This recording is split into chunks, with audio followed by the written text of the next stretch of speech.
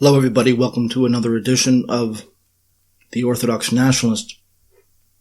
Today is the 3rd of July, 2019. And I, as always, as I do at the beginning, unfortunately, of these things, explain to you that this work that especially the topic I'm dealing with today, is very difficult. It's hard to find good information on it.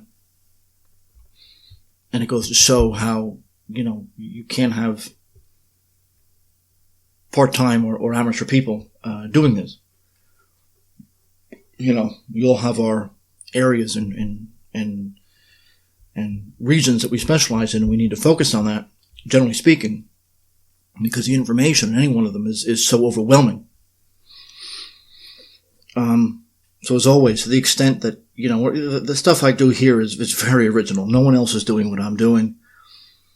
I've created entire, mini schools of thought that, of course, never cite me. If the people who take my stuff, it's okay, but just a thank you wouldn't kill you. Sometimes you just forget, but come on, you know who you are. But I'm talking about today. My site, as most of you know, russjournal.org. Last week it was down for a few days for reasons I don't fully understand. It is secure from attacks. It's actually very well secured from this. Sometimes the price of that, sometimes it will occasionally malfunction.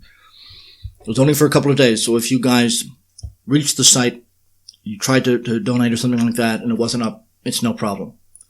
But if at any time the rushjournal.org site is down, you go to the WordPress site, which Sven has created for me on Radio Ariel, which is right here in the links. So either way, you can get to me. I want to talk about a book, really a concept. A very rare book. I think there's only 25 copies, at least, initial printings in existence. Blood Passover by Ariel Toaff, who was the son of the chief rabbi of Rome, who himself is a scholar at the University of Tel Aviv. And of course, it's on the so-called blood libel issue. Well, libel's in the name. If it's in the name, it must mean it's automatically false. It's like the word torture, which actually going to come up here in a minute. Torture is a negative by definition. Torture is always bad. There is no good torture. You may inflict pain for information, but that's not torture if it's for a good cause. If someone says, you're rushing through, well, rushing is always bad. You're moving too quickly. That's a value judgment.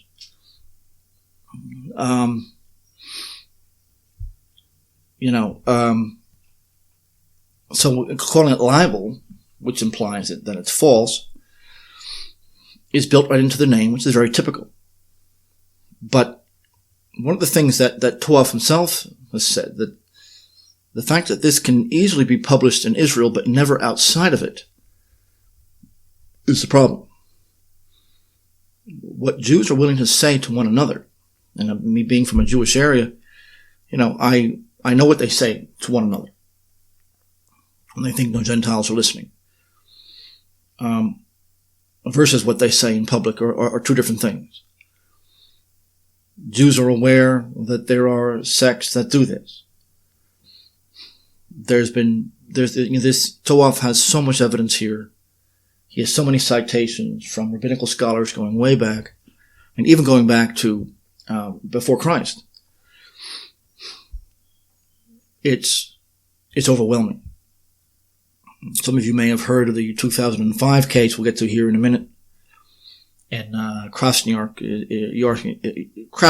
in Ukraine, which has yet to be solved for very obvious reasons. This is something now today that if it were to occur, it would be a guaranteed acquittal. As in Bela's case, he was acquitted prior to World War I. What's the blood libel? And why is it continuing? Why is it always coming up? It's always the case with Jews. No other group has these issues. You've had lots of minorities in European history that have done very well. Armenians are a classic example. Turks, Syrians, various Arabs, Asians that have done very well, that have never been thrown out of country after country, that have never had these kind of allegedly libelous attacks hurled at them. What's striking about blood libel, and I'm just going to call it simply ritual killing now. I mean, this has been my thesis last year for the murder of Tsar Nicholas. It was a ritual killing. That's not my opinion. That's what was written on the wall. That's the nature of what was done. It's been done elsewhere in a very more or less similar formula. But at this point here, once this book was published in 2000, I think it was 2004, it was banned outside of Israel, but not inside of it. Ritual killing is the notion that the Jewish elite, the Jewish rabbiniate, hates a group so much. They despise a group so much that their whole identity rests on it. And to ritualize the destruction of that group, or that person, as in the case in Purim, Haman, it's essential for them to constantly be reinforced. The hatred is so overwhelming. And Haman, or in the Book of Esther, every Purim, they ritualize the torture and killing of him, the Babylonian leader, viceroy, actually. And of course, remember, everyone like him. It's not just him. During the Seder meal, it's not just the Egyptians. It's all enemies of the Jews. The ritual killing is a killing that is so essential to who and what the Jews are at the level of the rabbiniate. And we're talking only about Talmudists here, of course. That their system, it's not a theology because there's no God, but that their system would fall apart without it. Without Christ to hate, there would be no Talmudic Judaism. And by extension, Christians and the church, which were all considered one thing, associated also with this city, Rome. More specifically, in this particular case, we're not just talking about the ritual killing of a family like Tsar Nicholas. We're talking about a specific Passover ritual where the powdered blood of a Gentile child, almost always male, is mixed in with the matzah as a sign of ultimately it's a sign of complete victory. Now, there's a lot of evidence out there that powdered blood has been used in medieval Judaism as a medicine. Now, allegedly, there's this Old Testament prohibition that they are supposed to care about the consumption of blood. But remember, we're only talking about Gentile children. That's not significant enough for it to actually be a part of that prohibition. Essentially, you're talking about an animal here. Ancient Jewish texts, according to Toaff, show that powdered blood in various forms, they don't specifically say it has to be Gentile, but is good for epilepsy. It's good for healing wounds. It's good for various things internally. And there's always been the notion that Jews have always had a blood connection. Things like heavy menstruation and nosebleeds, all kinds of hemorrhages, more than other people, or at least are more sensitive to it than other people. At least that's the much older theory. And that, blood, it's a principle of secular life. Now, we're not going to talk about, killing Christ. This is the most ridiculous thing. Of course, the Pharisees demanded Christ's death and would threaten to riot and go to Caesar if he didn't kill him. Pilate was innocent there. The Jews at the time are responsible for it. But generations afterwards are not. That doesn't mean that they're not responsible for the exact same thing. That is the destruction of the church. In this particular case, Jews have much blood on their hands. And we've been talking about this for, years and years and years. It's the one forbidden topic. And at the Freedom Palooza, I had a chance to speak with Mr. Rizzoli, who pretty sure is from New Jersey, who I've never heard of before. But he is, allegedly an apostle about this kind of thing. And he's just, he's an ordinary guy who just had enough. He deals with Holocaust issues only.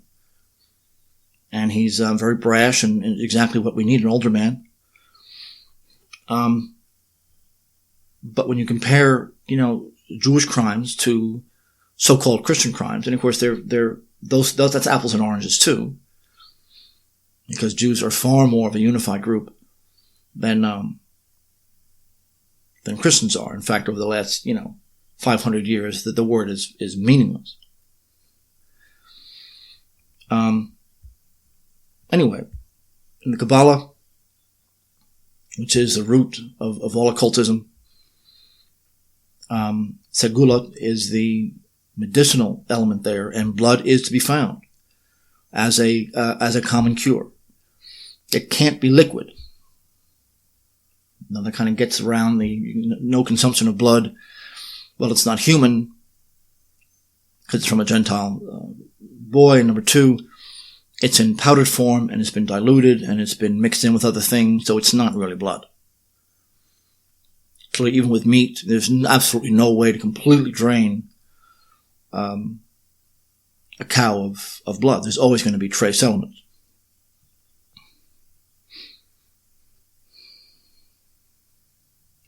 Believe it or not, it wasn't all that uncommon in the Middle Ages for, I shouldn't say just Middle Ages, even in early modern times, for Jewish women after a bris to try to get their hands on the foreskin, because swallowing it would increase their chances of conception. That's something that Toaff makes fun of quite a bit. He quotes Shabbatai Lipschitz, Shmuel Nathan, Abraham Miranda from North Africa. But this is not uncommon. That, of course, is also the ingestion of blood, which doesn't seem to be a problem. And even at the Trent, was, of course, Simon of Trent, one of the most famous ritual killings. Israel Wolfgang explained at his testimony that it's okay. This kind of blood is okay if it's done for the purposes of expressing dominance, expressing hatred, or, less importantly, some kind of medicine that you would use for a salve or something like that. Now, it's common to read in the literature that so much of this testimony was done under torture. When you actually read the primary documents, if they exist, you realize that that's not really the case. Medievals and early moderns weren't idiots. They're probably a lot smarter than we are. They realize that someone's going to say whatever you want them to say if the torture is bad enough. So we talk about torture, we're really talking about things like sleep deprivation, just relentless questioning. Purpose not so much to cause pain, but to break down inhibitions. I'm not just talking about someone who screams something because he wants the pain to stop. No one believes, no one in history has ever believed, except Alan Dershowitz, I guess, that that's a legitimate way to get information. I mean, I suppose in the most extreme circumstances.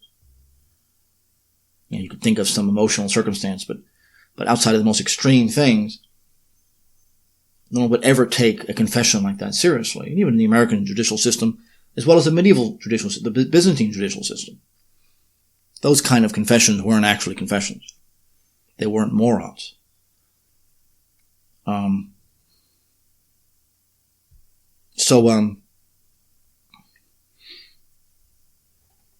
Now, one of the problems with this too is that we realize the testimony that you get. I mean, every few years. I mean, starting from say the time of St. Augustine to the French Revolution, roughly, so 1791. There's a lot more after that, but in that period of time, you have one every few years. They're all over the place. And of course, it can't be identical, but the testimony is very similar. It doesn't matter how the testimony is reached, it seems to be the same thing over and over again. It's sort of like, why do Jews get kicked out of every society that they succeed in? Well, it's because they go too far. Well, why do they go too far? Because when they start succeeding and they start dominating, they begin to have these messianic hopes. And since the messianic hope is on its way, there's no reason for them to hold back. So they go too far. Importantly, every time the Jews have been kicked out of an area, the accusations have been almost identical. They've been almost identical. They've had nothing to do with Christ-killing stuff. That's their propaganda. I mean, of course, I'm talking about Pharisees from 2,000 years ago here. It's unfair business practices. It's compound interest. It's a lack of transparency in their business, especially, banking, prostitution, the destruction of morals, and pornography. In one form or another, of course, in the Middle Ages, it meant different things than it does now, but more or less. Well, the word pornography actually comes from prostitution anyway. So the point is, it's the same list of things. Now, Armenians, for example, have always done very well in Europe. They're very different from the rest of Europeans. They may not be European. They're on the fringes of Europe. They're considered heretics, not Christians, because they're Monophysites, even though they're part of a Christian church. And yet, they're not being thrown out of place after place after place after place. The same thing goes for the Syrians or for the Turks, for any number of small minorities in different parts of Europe throughout the ages that have done very well. Only just this one group. And part of the reason for that is once they start dominating, they get carried away. This domination, now this is it. Now the Messiah is heading away. So we have no reason to hold back. There was a network for the buying and selling of blood, which is fairly well known. The child killing in 1504 in Germany, Philip Bader was the child's father, who actually was the man who was implicated here. There have been plenty of times where ritual accusations have been false. There have been plenty of times where Jews have been involved in killing Gentiles where there's no ritual concern. So it's not like this is an automatic situation. There has to be very specific pieces of evidence here. Remember, in the Middle Ages, in the early modern era, legality was very strict. The law was to be followed by the letter, and whatever was missing was handled by very strictly understood tradition. The law was very important. You had to have specific ritual elements to it. But Philip Baader was the child's father, was implicated as a buying and selling, I suppose, his son's blood and several others. It had to be Gentile. It had to be a child. But that's very hard especially back then. This is 1504 to prove. So there has to be a rabbinic seal of approval. So there was an entire bureaucracy that came into existence that would verify that this comes from a Gentile kid with blonde hair or something like that in such and such a place. And the Baader father, at least as far as I know, I'm taking this directly from Toaff's book, is someone who, he was a middleman in this respect. The work of Shimon Katz, for example, talks about the certificates of purity. It has to be guaranteed, because in ritual uses, it has to be, it can't just be anything. It can't be pig's blood.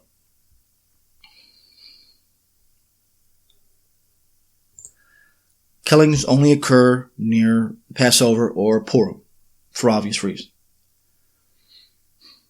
This is something I don't need to go into. Purim, we know what that is. Passover, we know this is a central feast. The Jews, and again, we're talking about Jewish Hasidics. We're talking about Jewish Hasidics who are always being protected by other Jews, so they might not be in on it. I'm sorry, they might not be doing it, but they're in on it. So there is a certainly a collective responsibility in the sense that I will see in the Balis case in Kiev, Jewish witnesses against him were murdered. But Purim and Passover still have extremely violent background. And the child crucifixions, in Gloucester and Norwich in the 12th century, 1155, a girl was crucified in Spain. And this is something that even there, there was the Jews had admitted that this person was some kind of crazy madman, though people aren't certain.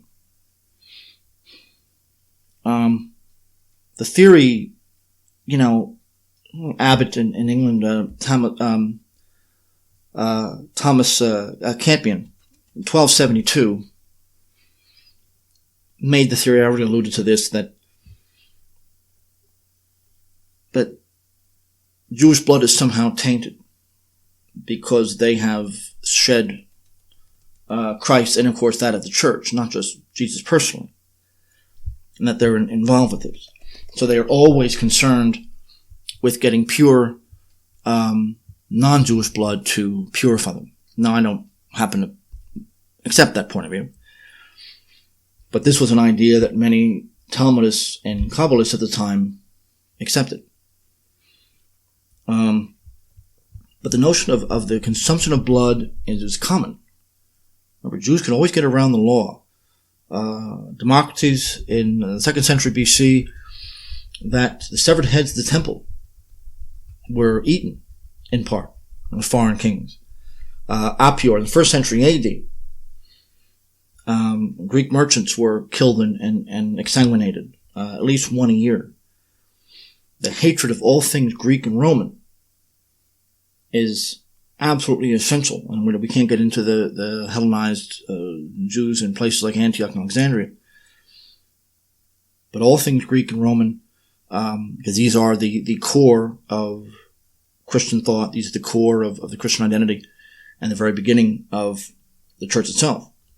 In the major cities, it flourished.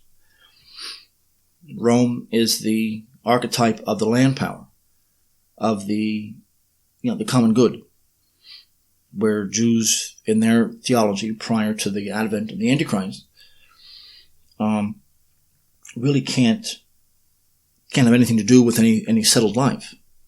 This is why so many Hasidics have been vehemently opposed to Zionism. I've mentioned this on this show before.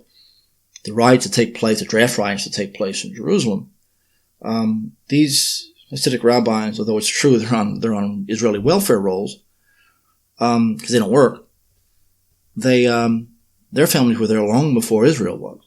And they got along with Arabs and Greeks, at least in the 20th century, far better prior to 1948 than afterwards. And we talked about last week, we talked about the power play of the Soviet Union and how the Soviets were the prime mover. And in that respect, remember, the concern isn't so much that, Jews controlled the banking and so much of the politics of the entire Western world at the defeat of Hitler. It wasn't so much being against their interests, but rather worried about what the Arabs would do. But whipping up the crowd is something that happened in all of these, after all of these ritual killings. This is what frightens the Jews, whether these are legitimate or not. I mean, they happen. There's absolutely no question that they happen. The Belus case, he was a guilty man. We'll talk about this in a minute. But it comes down ultimately to hatred. It shows how obsessed that they are with race, because race is to be found in the blood, the genetics. We refer to your Irish blood, Finnish blood, whatever it is. And that's almost the life force of the Gentile. And in capturing the children, taking war booty, and everything that implies is, and crucifying them and torturing them. All of these cases of ritual killing, the child has been tortured to death. We know this also in the murder of the Russian royal family. They could have just been shot in the head. That did not happen. But this concern with drinking blood and eating flesh, actual real flesh, not in the Eucharistic sense, goes back quite a bit. There's not tons of literature on it, because most people don't want to do this. There's always been the extreme anti-Hellenic mentality that was known for that. Josephus even agrees with it. Dio Cassius says that the Jews feasted on the bodies of Greek troops after battle.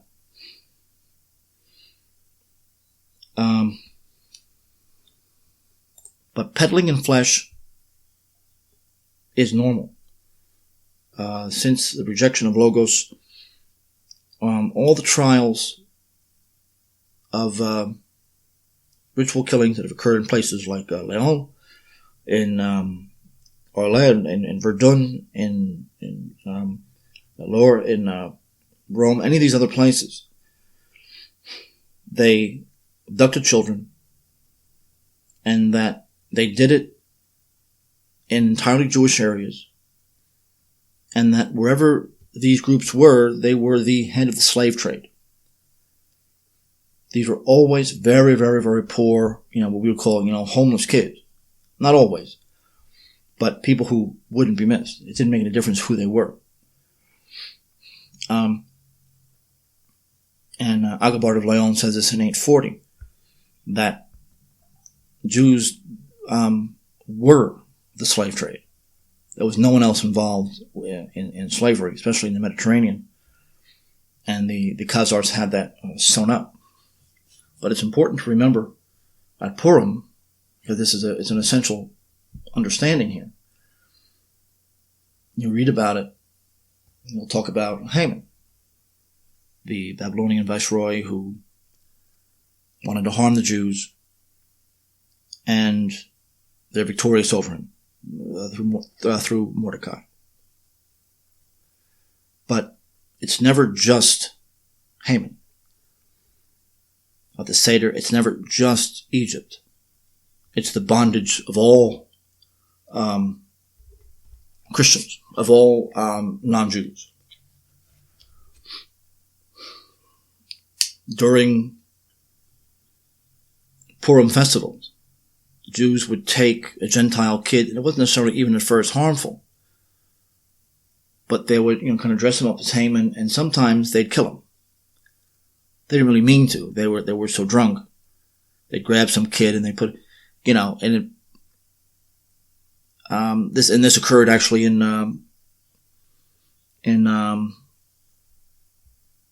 I believe in Antioch, because Theodosius and Honorius, both emperors, banned the Purim marches and burning Haman in effigy, because sometimes it would be a real person there. because they got so drunk, they didn't know or really care what they were doing. It was Socrates Scholasticus in the 5th century, in Antioch 415, a Gentile kid was murdered as they were pretending he was Haman in one of these festivals, and they got carried away, and they killed him. So the curses, Judaism is based on cursing. It's based on cursing their enemies, which is pretty much everyone but them, and sometimes them. But often when they're referring to Amalek, they're referring to Pharaoh, or they're referring to Haman, or whatever it is, or Hitler, they're referring to you and me too. And yes, if you're an opponent of mine, if you're a liberal listening to this, they mean you too, if you're not a Jew. They don't trust you either. You have the, and you see that the Haggadah reading really especially in the German territories. One of the most important things in the Seder reading, in the Haggadah reading, is that Antichrist, or what they would call Messiah, can't appear unless the Gentiles are destroyed, unless their economies are crushed, unless the Jews dominate economically to such an extent, not politically, but economically, to such an extent that Gentiles are ruined, then the Messiah will come. So I mentioned the notion of going too far. I did an entire show a year and a half ago on New Khazaria in Ukraine. That's one of these places where Jews rule so absolutely.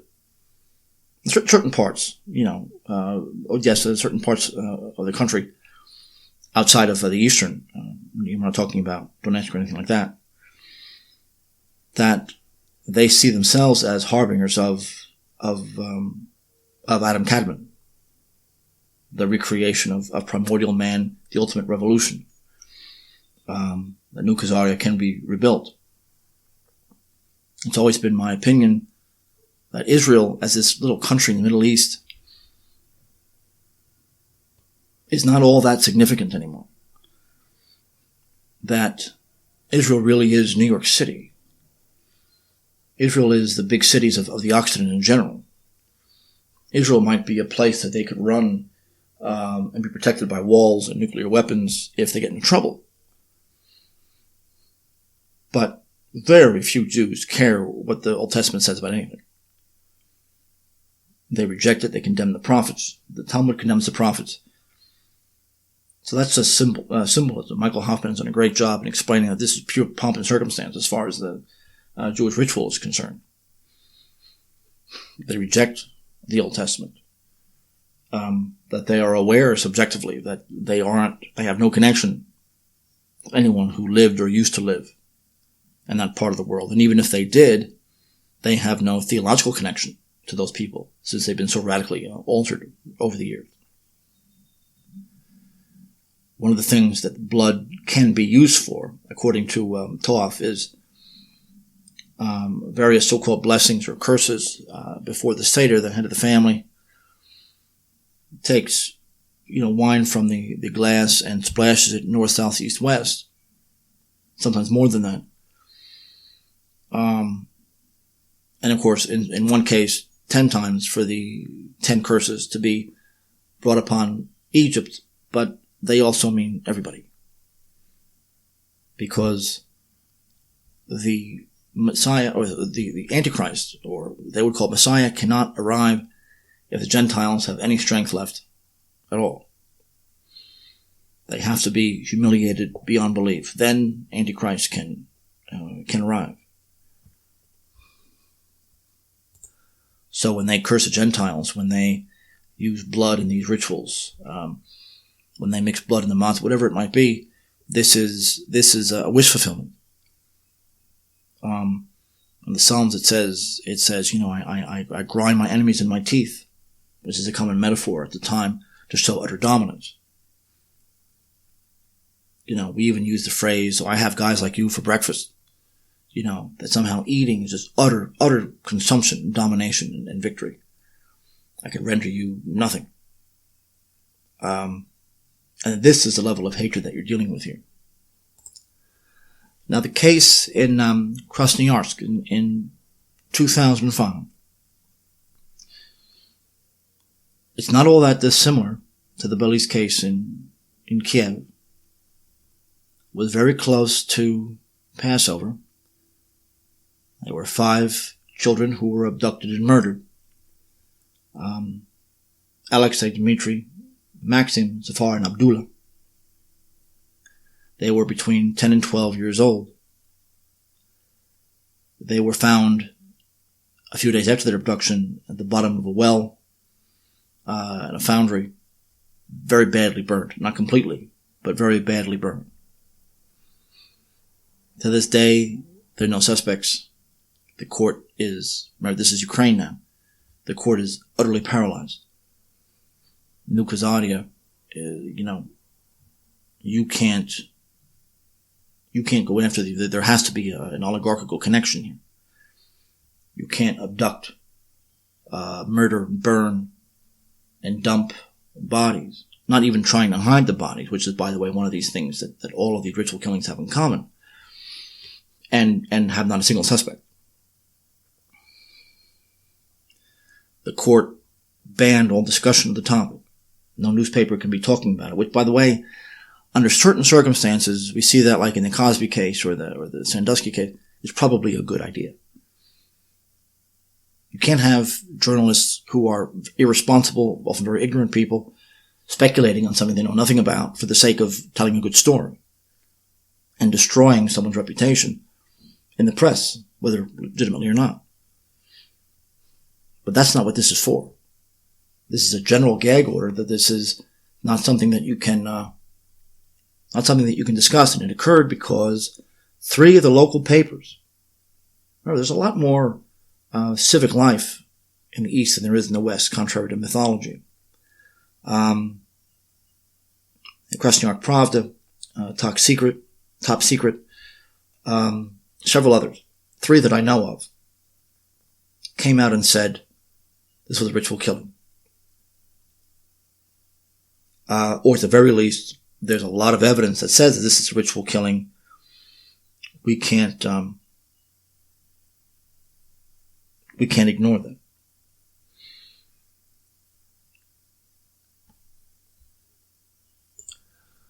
A few things that are interesting about these bodies when they were found. Of course, they were burnt very badly, but there was still quite a bit left to do analysis, and there's no blood. There was no hemoglobin or anything else like that in the muscle tissue that they found. They had been drained. There were puncture marks on the hands, imitating crucifixion. It was done in a Jewish area just before Passover.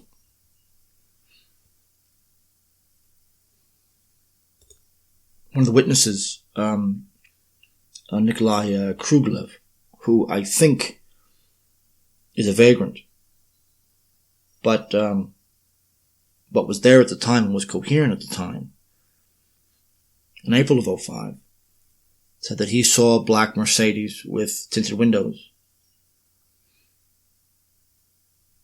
take these kids.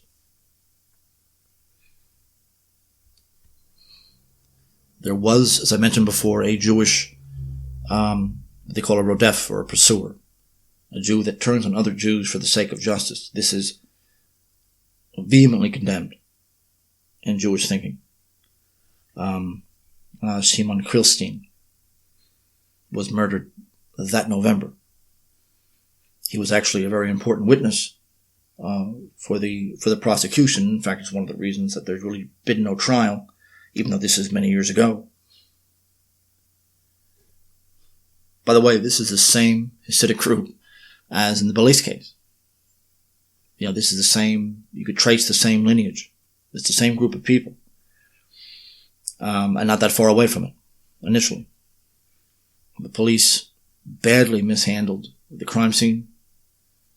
And and this is not the first time police have done this in a situation like this, where it always reminds me of in Muncie, New York, when the Torah cart and my friends, the rabbis in the anti-Zionist, anti-Holocaust Hasidic group, much larger than people realize, Rabbi Weiss and Rabbi Feldman, they've been getting threats for years. This is, a decade ago at least, that the JDO, maybe the JDL too, but the JDO is going to burn down their synagogue. And kill them and do all kinds of nasty things to them. And, of course, it happened. As soon as they got back from the Holocaust conference in Iran, it went down to the ground. In fact, Rabbi Weiss had said, this is probably going to happen. We're going to keep an eye out on this. We're going to do what we can to keep it from happening. He wasn't there at the time, and it burned to the ground. They had received many, many threats, credible threats. It was predicted, and without much of an investigation, fire chief said, no foul play. And again, this shouldn't surprise anybody. It's all about who you want to piss off. Pissing a group of obscure rabbis off on the one hand is not a problem. But the JDL and the Jewish establishment in general, that's something else altogether. You'd rather piss off the former than the latter. The distinctions between the ADL and the JDL are mythical. It's an act. It's just the two pillars, Joachim and Boaz. It's not very real. I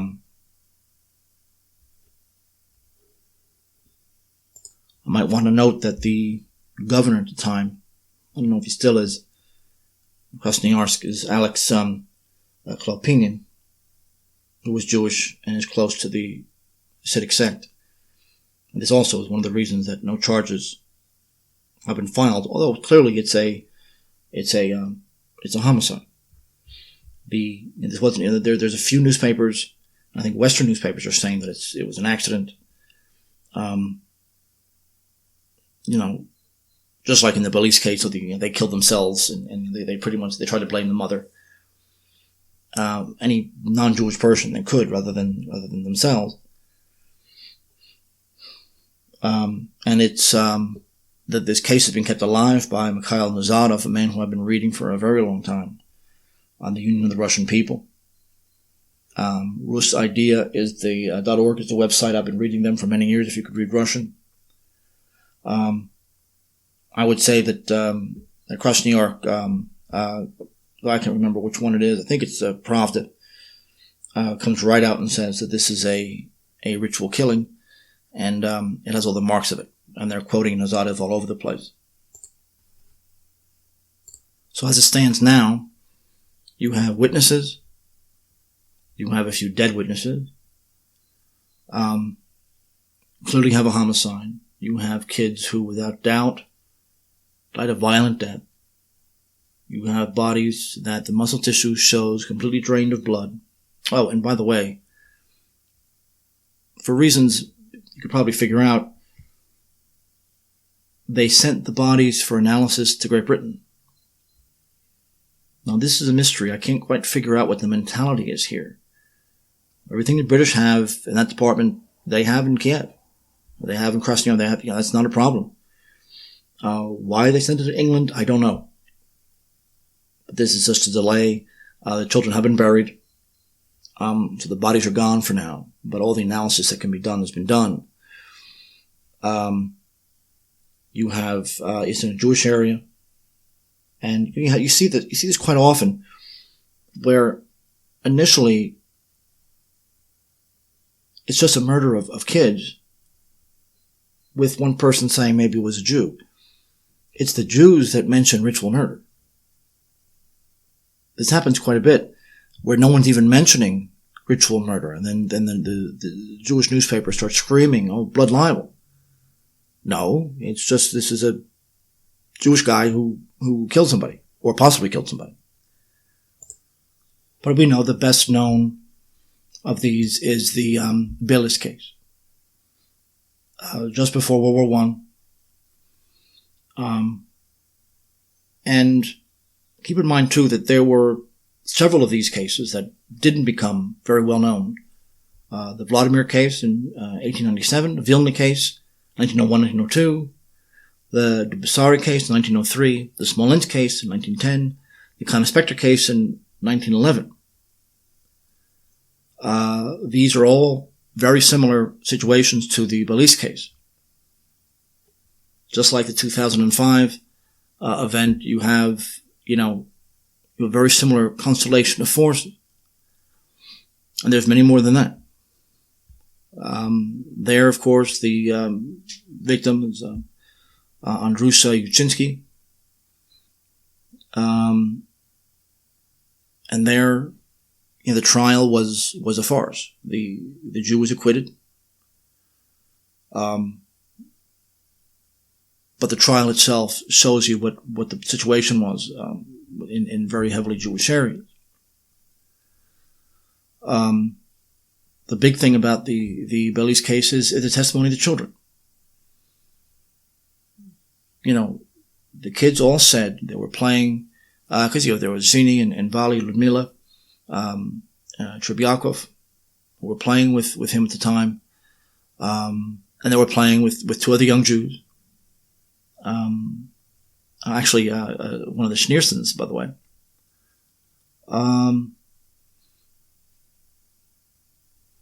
He was murdered he was murdered on March 12th, 1911. But they say this is what they were doing, that they were playing and that they were taken away.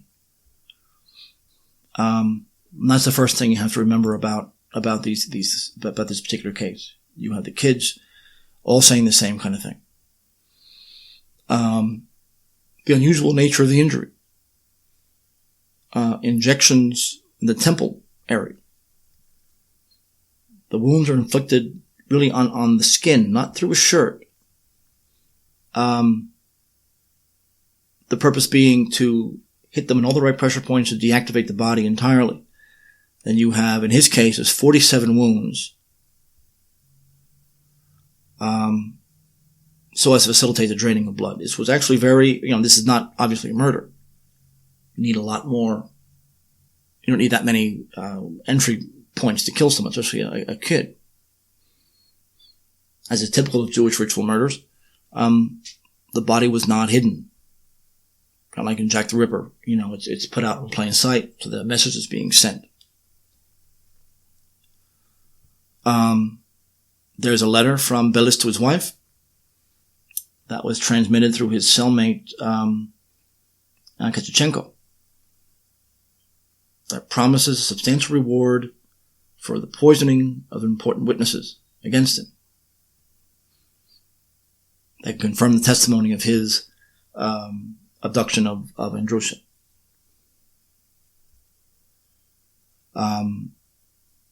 There were blood-soaked clay on children that's very similar to the Jewish-owned brick factory where the crime was committed. Remember, this is where the kids were found. In both cases, here it's not where the murder occurred. But it's very clear that the clay that would be found at the Jewish-owned brick factory is what was on the children when they were found. You'll see in a lot of these cases, there's a substantial meeting. Jews from all over the world show up for some sort of a conference, religious or otherwise. And it always seems to be associated with this kind of development, large international gathering. The make-believe stories. Now, journalists were the worst here. I mean, journalists are bad on a good day.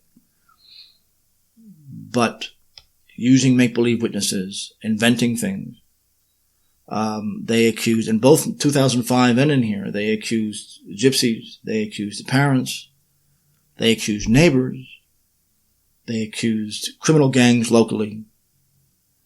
And, within a very brief period of time in court, these were dismissed as laughable. In the Belize case, there was a whole the Jews were so powerful globally Russia was a tough nut for them to crack, but in the western part of the empire, they had tremendous power. They had their committee to defend Balist. It raised, millions of rubles. And it actually became a group of some political force. And they were back and forth with the American Jewish Committee head, Marshall and Rabbi Ginsburg. And they're making reference to, in their correspondence, they're making reference to the Talmud and Zohar and everything else. These are the people who talk about the ritual elements of this. There was an attempt by the chief lawyer of the Balist Defense Committee, A.D. Margolin, who offered to pay Vera Trebakov, which was, his mother, 40,000 rubles, gold rubles at the time, which was a big deal, and safe passage out of the country if she were to confess.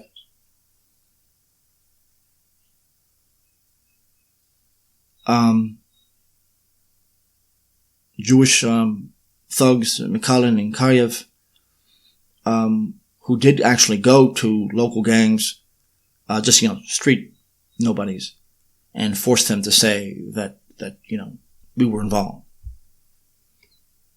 They weren't, of course, and that was thrown out right away. It was very clear what was going on. But the fact that this defense committee is involved in strong-arming all of these people and bribing and all this stuff, and even the fact that they were the ones who made this a ritual matter. So many of them, so many witnesses didn't show. The factory itself, the foundry itself, the crime scene was completely destroyed. There was a murder committed there, and it was whitewashed. Parts of it were rebuilt. It wasn't a crime scene anymore. It would have been completely destroyed. All the main witnesses, including the two children who were playing with him at the time of his abduction, Zhinya and Ludmila Valley, they barely survived. But Krasovsky, who was part of the court administration, would show up to their homes. You kids okay? And bring these cakes. These cakes were poisoned. Slowly but surely they were being poisoned to shut up. And only Zhinya was actually killed. Ludmila barely made it, but with permanent injuries. So the court administration was involved in this. The court administration itself was involved in the defense committee. Dichenko, Volhansky were two important witnesses for the prosecution that disappeared.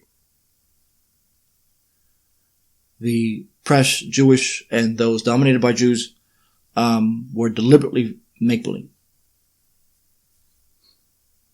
It was a bizarre case, and the Balist ritual murder case, something like the Dreyfus, probably the same thing. You have people who had no idea, intellectuals from Great Britain and Norway and America, writing these long letters to the prosecution saying, "How dare you do this to these people?" They didn't know what was going on. There was a gag order on this stuff outside of the courtroom, but because it was the Jews, they said you can't do it. Prosecution expert witnesses were harassed. They were constantly being threatened. The trial itself, the journalists were a part of the defense committee and were really had to be removed from the courtroom more than once for making noise, causing trouble, staring down witnesses, all these things. There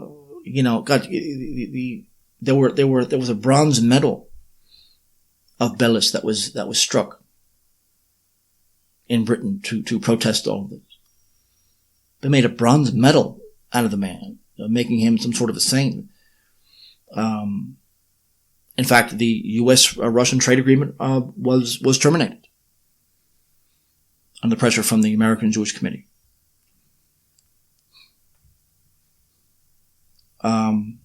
Which was, only affected a few things. That's how powerful this was. deliberate, when something is deliberately made up, deliberate storytelling, that there's a problem. So between 1918 and 1919, after the war, all witnesses in this case were killed, including the main prosecution expert witness, who was sent to a camp.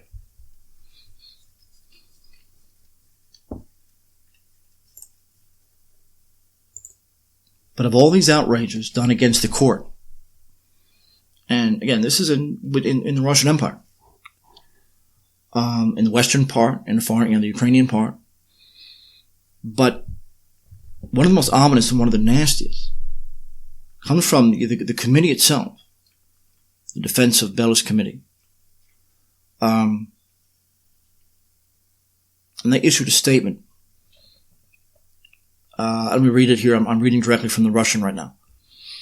Please let them believe this sort of thing about us as much as they like.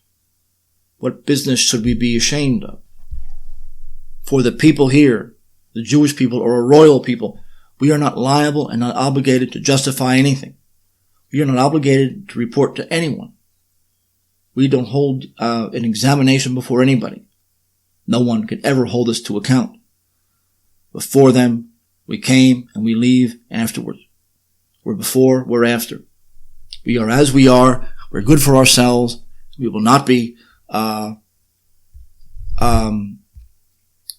absorbed into their system, so to speak. And we don't want to be absorbed into their system. This is what this is the legal team saying this kind of thing. This isn't just, anybody. The defense brought in these so-called religious and philosophical experts. There seemed to be no real, in the Belarus case, there seems to be no vetting procedure here. Like Troitsky and Glagulev, Kovaltsov, the other people, Rabbi Mays.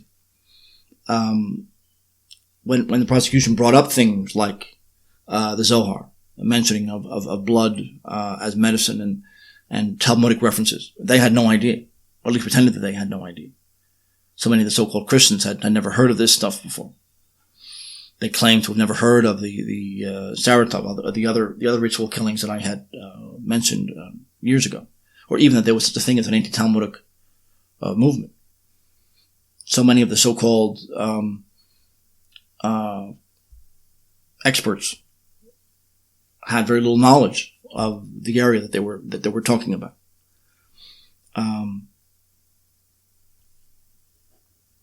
They denied it a priori. It can't be done because Jews are incapable of this.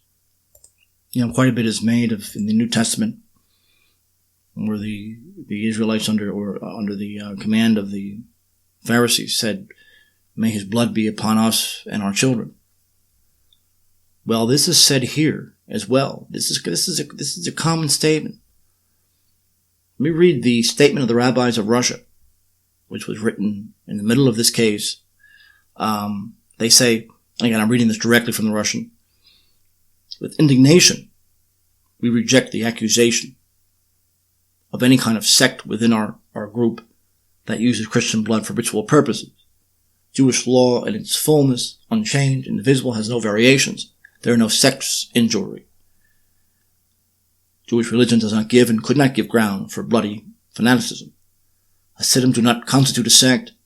Hasidim, like anyone else, they have the same laws, the same instructions, and rituals are obligatory for them to the smallest detail. And then one of the Jewish publicists, also working for the defense, said, "We therefore have before us an alternative.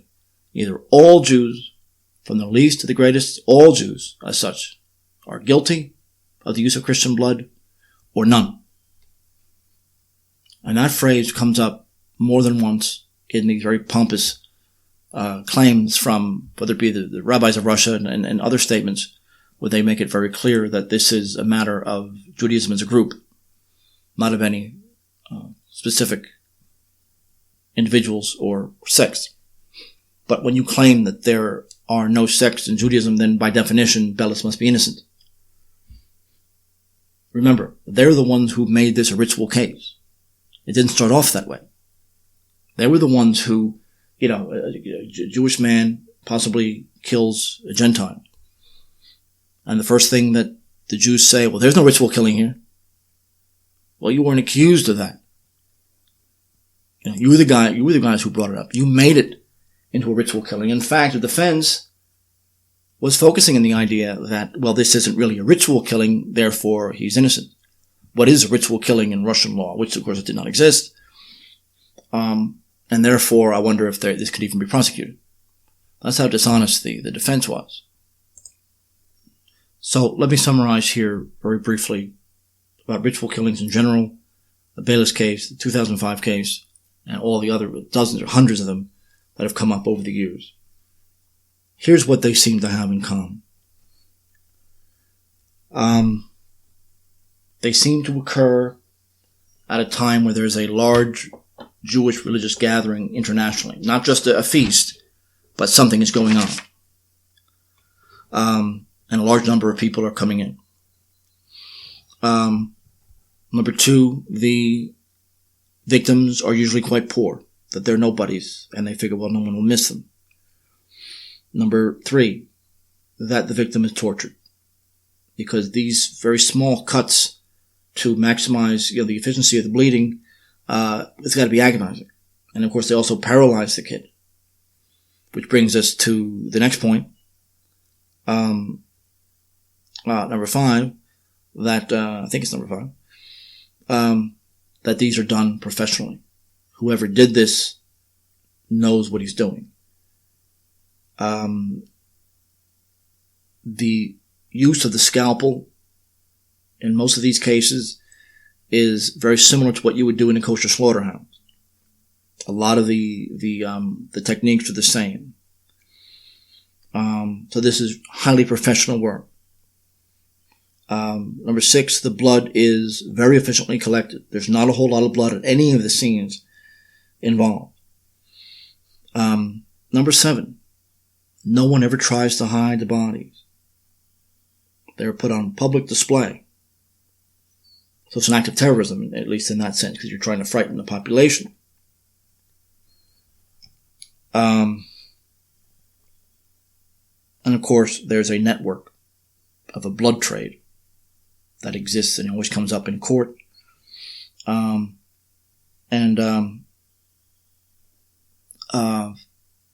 an ideology. This is always in a Jewish area, close to a major feast.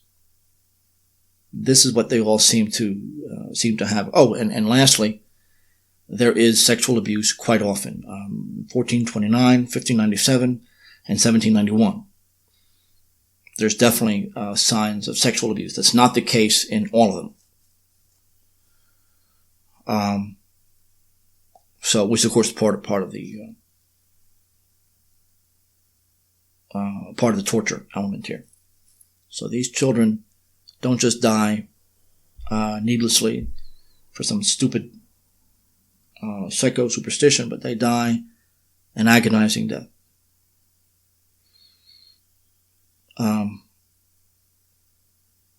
Therefore, I think you also, a lot of us need to take a moment to remember these young boys throughout the centuries. Many of whom have been canonized, but certainly not all of them, who have suffered needlessly. The intense feeling, some of the miracles that have occurred at these sites. It's not the case in 05 as far as I know, but not the case even in the Bellis case either. Other ones, I think the Toaff case, you had it, where there's tremendous power. The innocence of that's been outraged here shows itself in that kind of power. And some of these boys are canonized. It's very rarely girls. This is the nature of the enemy. This is who we're dealing with. There's no question that ritual murder exists. There's no question the evidence is overwhelming. There's no question that Jewish scholars fully admit it. But they only admit it when none of us are listening, as Toaff's book makes clear. If you read Toaff's book, if you get your hands on it, a PDF version of it, It is absolutely shocking. This is a part of Jewish theology. It's not something done every day, but it's something done on a regular basis, and that the hatred of Gentiles is so overwhelming that they can't control themselves. They need blood. They need to show and put the body on display. This is something I think that Gentiles, that Orthodox people can't quite wrap their head around. It shows you how far we are to one another. Anyway, thank you everyone for listening. I'll talk to you next time. Bye-bye.